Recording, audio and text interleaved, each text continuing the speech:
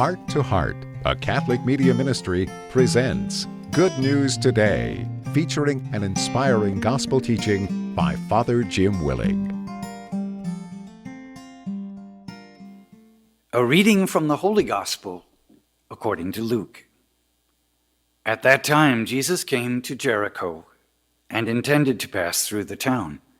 Now a man there named Zacchaeus, who was a chief tax collector and also a wealthy man, was seeking to see who Jesus was. But he could not see him because of the crowd, for he was short in stature. So he ran ahead and climbed a sycamore tree in order to see Jesus, who was about to pass that way. When he reached the place, Jesus looked up and said, "Zacchaeus, come down quickly, for today I must stay at your house." And he came down quickly and received him with joy. When they all saw this, they began to grumble, saying, "He's gone to stay at the house of a sinner." But Zacchaeus stood there and said to the Lord, "Behold, half of my possessions, Lord, I shall give to the poor. And if I have extorted anything from anyone, I shall repay it 3 times. I shall repay it 4 times over." And Jesus said to him, "Today, salvation has come to this house, because this man too is a descendant of Abraham. For the Son of Man has come to seek and to save what was lost." The Gospel of the Lord. I want to begin by setting the scene. You know, this all happens in the ancient city of Jericho, which you would recall was the first city that the people of Israel entered upon establishing themselves, settling into the promised land, where God had instructed them to walk around the city walls 7 times, singing out the praise of God, and the 7th time consecrating that city to the Lord. What happened? The walls came tumbling down.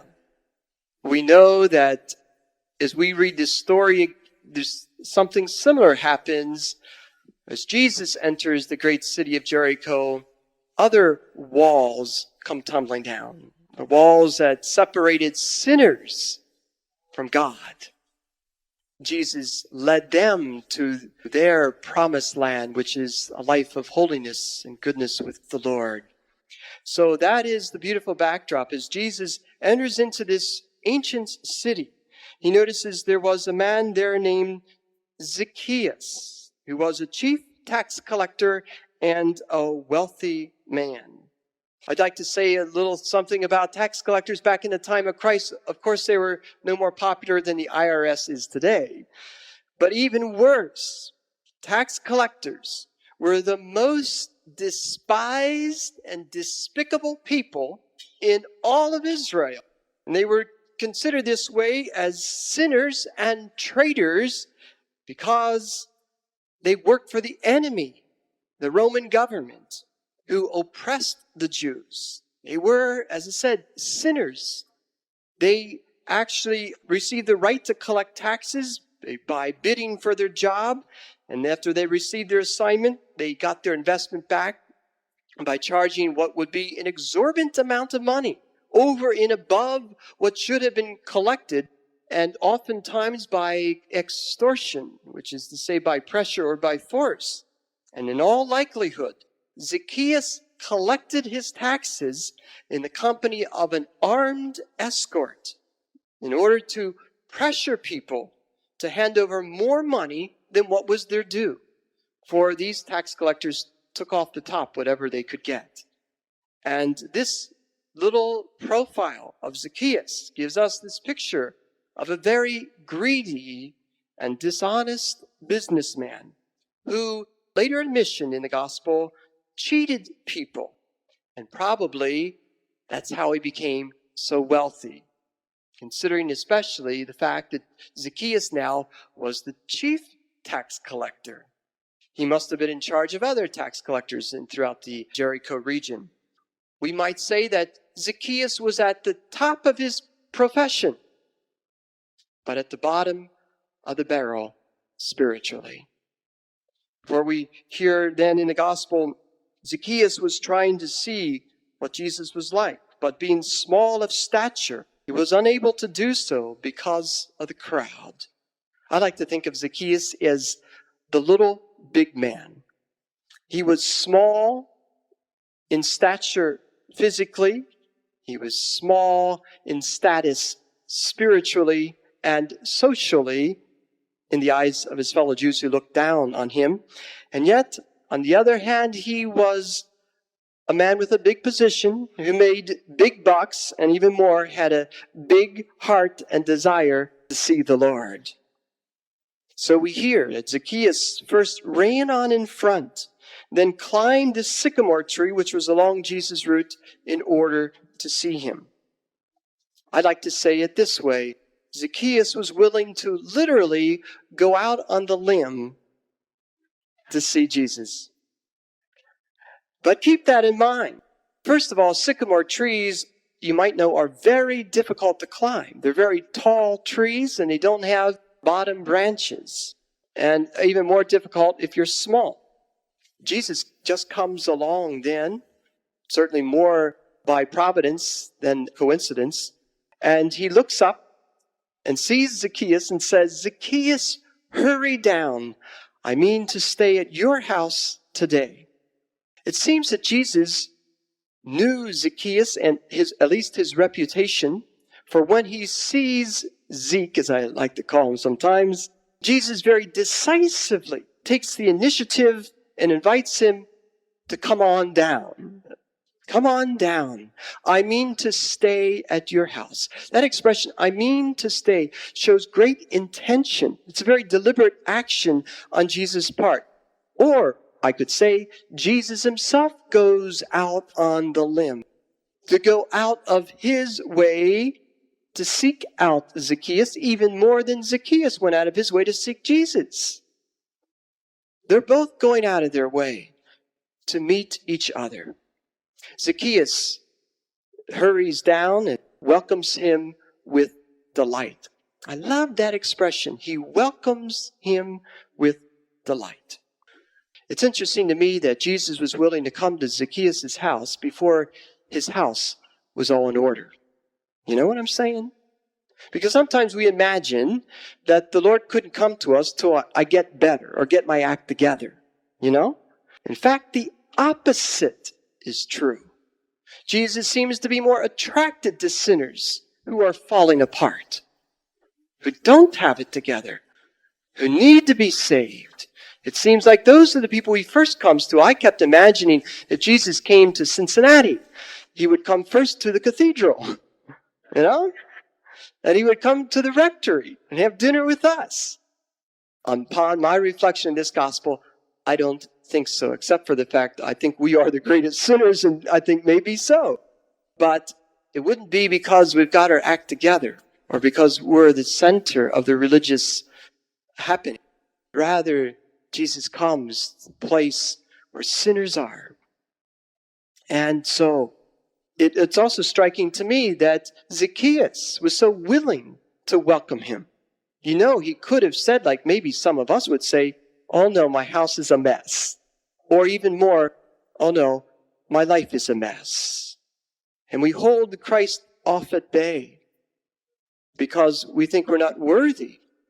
Well, in fact, that's true. None of us are worthy, but fortunately, that's never the question or concern with Christ. And so, all we need to do is put out the welcome mat, whoever, however, or wherever we are with the Lord, and he will come. But he only comes by way of invitation, even though certainly Jesus is trying to invite himself into our lives right now. But we have to open the door to let him in. And Zacchaeus receives him with delight. As I said, that word tells us so much, because whenever a person really, truly, deeply meets Jesus, I believe they simultaneously experience delight and joy. Joy is the incredible, infallible sign of God's presence that comes to us. Or someone once said that Joy is an acronym that could mean, if we put J meaning Jesus first, O meaning others second, and Y referring to yourself third, the Lord will always come to us. And that is how we experience joy. That's the byproduct of having Christ in our hearts and in our homes. Well, when Jesus entered Zacchaeus' house, we're next told in the gospel that when everyone observed this, they began to murmur, "He has gone to a sinner's house as a guest." What I read was that at the time of Christ, strict Jews considered tax collectors to be, quote, ritually unclean or morally impure because they had continual contact with Gentiles, and secondly, because they worked on the Sabbath. And rabbis taught their disciples that they should not eat with tax collectors and sinners. And so for Jesus to enter into Zacchaeus' house as chief tax collector and exemplar sinner, it would have caused a social or spiritual scandal in many of colleagues or peers' eyes. It was interesting to me, as every Monday morning, there's a group of priests of us that meet here at the cathedral to look at the upcoming Sunday Gospel and to share insights and ideas as we pray and reflect on the Gospel together. And a pastor friend of mine who was here said he learned recently that one of his good parishioners had fallen off the wagon and is back to drinking again. And another parishioner informed him that he was in one of these low-down bars in town. And he thought maybe if the pastor went to see him, he could help him. Well, pastor admitted, I wanted to go and be of help and support to him, but I was afraid to go into this bar that's not exactly a family tavern because I was afraid of what the people would think and say. Isn't that interesting? But as he read this gospel, he knew exactly what Jesus would have done. Now, where is the Lord calling us? It may not be what is familiar turf or comfortable terrain. It may be alien to us to be in these circles of people the Lord is asking us to go and reach out to one another, especially in time of need. In any case, Zacchaeus stood his ground and said to the Lord, I give half my belongings to the poor. If I had defrauded anyone in the least, I pay him back fourfold. Wow. What a confession. What a sign of repentance. Zacchaeus not only invited Jesus into his home, he had now invited him into his heart. And when you invite the Lord into your heart, he does rearrange things. He does start changing things around. And the first thing he will do is he will stop the sin. And what was Zacchaeus' sin? He was ripping people off. He was cheating people. So he knew thing to correct is to pay back fourfold if he had cheated anyone and give half his belongings to the poor, because no doubt, remember, probably his number one idol was to make money. He was a wealthy man. And yet we see here, as in Luke's gospel always highlights, giving alms to the poor is a sure sign of righteousness. And I'd ask any of us here to realize the great spiritual stature of Zacchaeus and how quickly he's growing in God's eyes. How many of us will go home today after hearing this gospel and give half our belongings to the poor? You know, you understand what is measure of generosity. It's incredible. I read about what does it mean that, why did he say 4 times? In fact, in the Torah, the first 5 books of the Bible, it was mentioned in the book of Exodus that if you stole anyone's sheep, you were to pay him back with 4 sheep, 4 times more. And yet this seemed to be a very strict thing. I thought, boy, this is what the courts ought to do, you know, maybe today. But because of how much that was being asked, most rabbis at the time said that a 2-fold restitution would be sufficient. But you understand again, Zacchaeus is going out on the limb, going the extra mile to give even more, to follow the strictest observance of the commandment of the Lord. But not to be outdone by Jesus, okay? Jesus is never outdone in generosity. And Jesus says to Zacchaeus, now that he's given away his material wealth, Jesus says, you have all the spiritual wealth of heaven. He says to him, today salvation has come to this house. For this is what it means to be a son of Abraham. Yes, Jesus goes way out on the limb and offers salvation to the sinner. Salvation means, to be delivered from the bondage of sin. And we suspect that Zacchaeus' possessions had possessed him, and that his wealth had certainly kept him from coming to know a greater wealth, the treasure that the Lord gives us. Presumably, although Zacchaeus was wealthy, I imagine him to be not happy.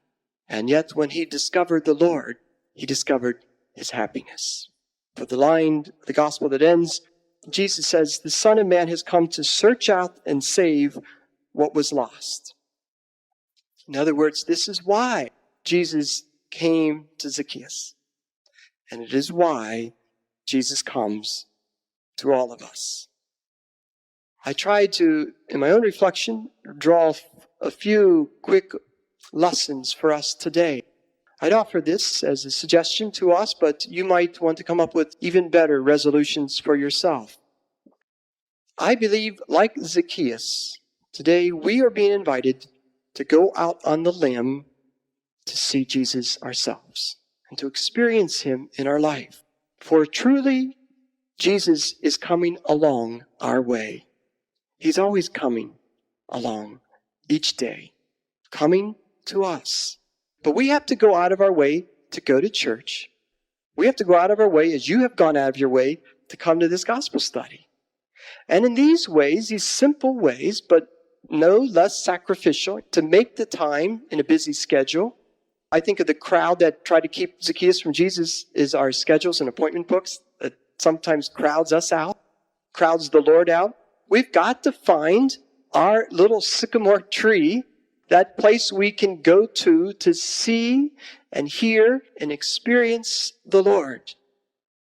And I hope and pray that this gospel study is such an experience of the Lord. I trust it is.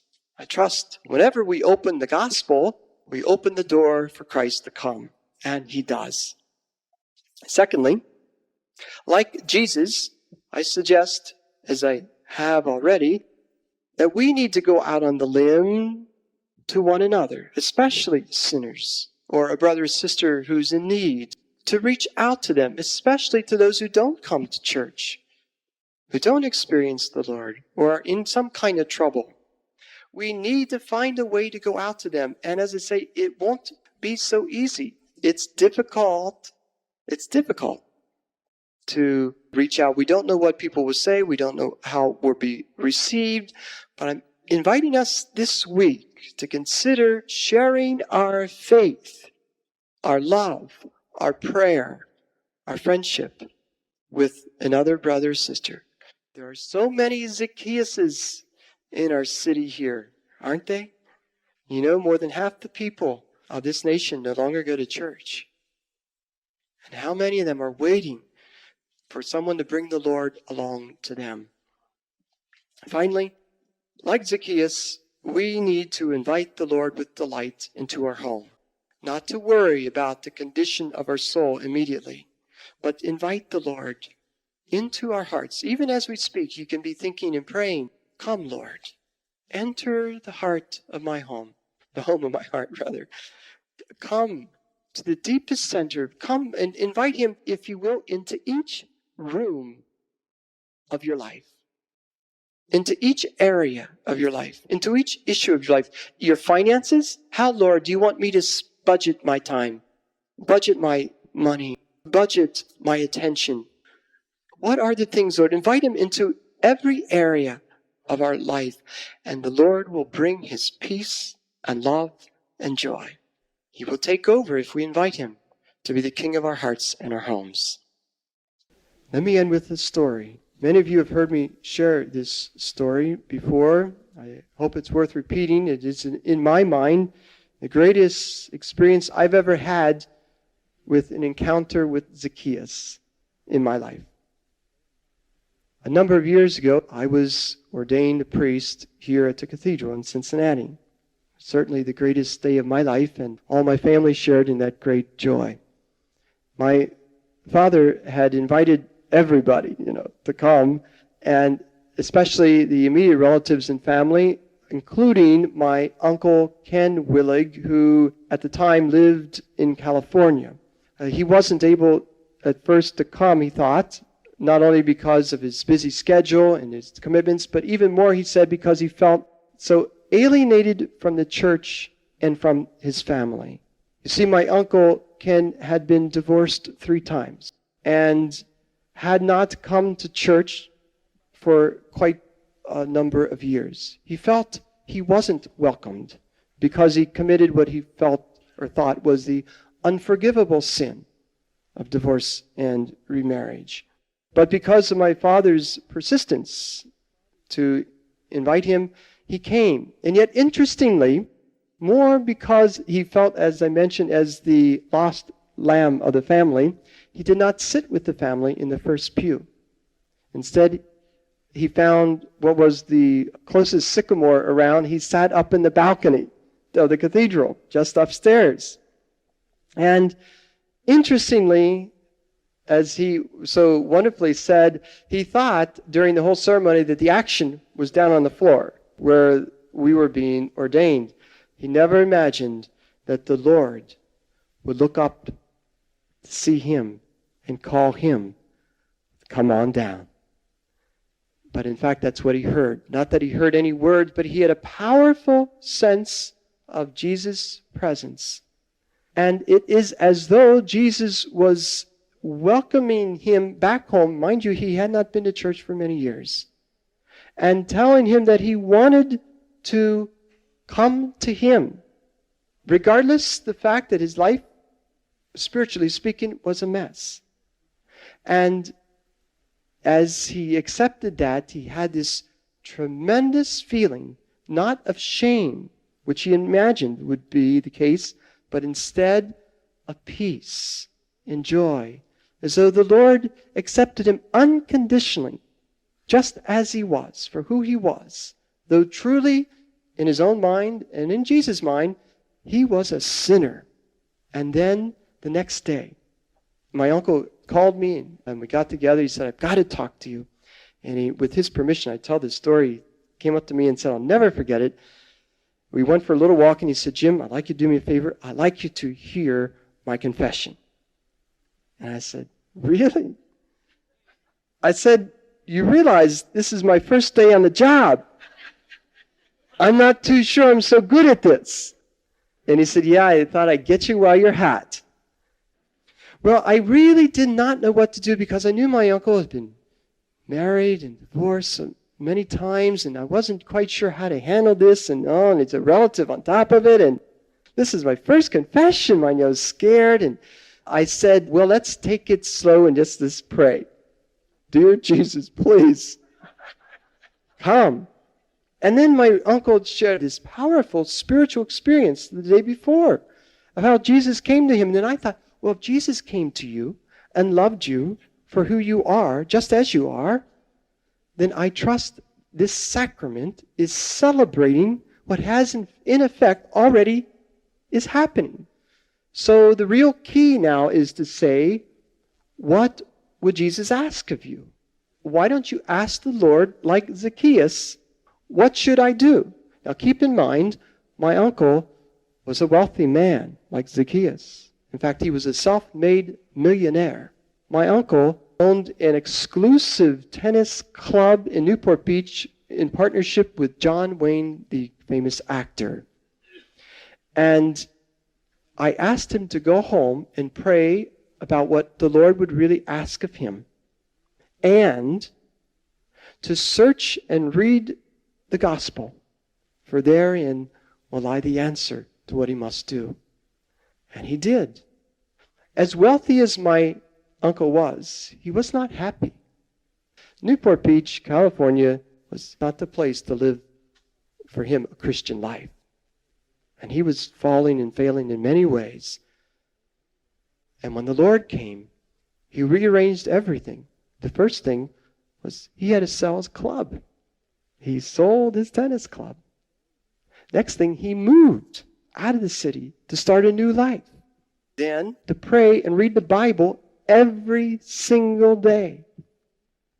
The Lord has, what should I say, renovated his whole interior house, his whole lifestyle. And by my uncle's admission, he's not finished with him yet, as the Lord's not finished with any of us.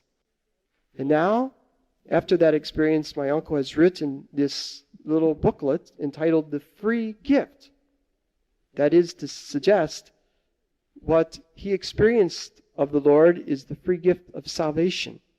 And this book, he's been giving this away to thousands of people as his testimony of how Jesus came to him and worked in him in such a wonderful, beautiful way. Well, I'd like to believe that Jesus wants to come to all of us. And that as I have come to see for myself, I am a sinner, like Zacchaeus. My house is not all in order. My life is not all in order. And the Lord wants to rearrange some things, keep working on this, so that I can experience not only His presence more, but to experience the fullness of His peace, His joy, His love. And He will do that if we welcome Him. And, as I say, if we go out on the limb to receive Him. Amen. Heart to Heart welcomes you back next week for another inspiring edition of Good News Today. If you are interested in other books, CDs, DVDs, or digital downloads by Father Jim or Father Michael, you can call toll-free 1-877-208-4875 or visit our website www.heartoheart.org. There, you can also sign up to receive a weekly reminder to listen to these same programs online. And please, consider a donation of any size to help support Heart to Heart's radio and internet ministry. That's www.heartoheart.org or call 1-877-208-4875. Thank you for listening, and may God bless your heart and the hearts of all of your loved ones. Heart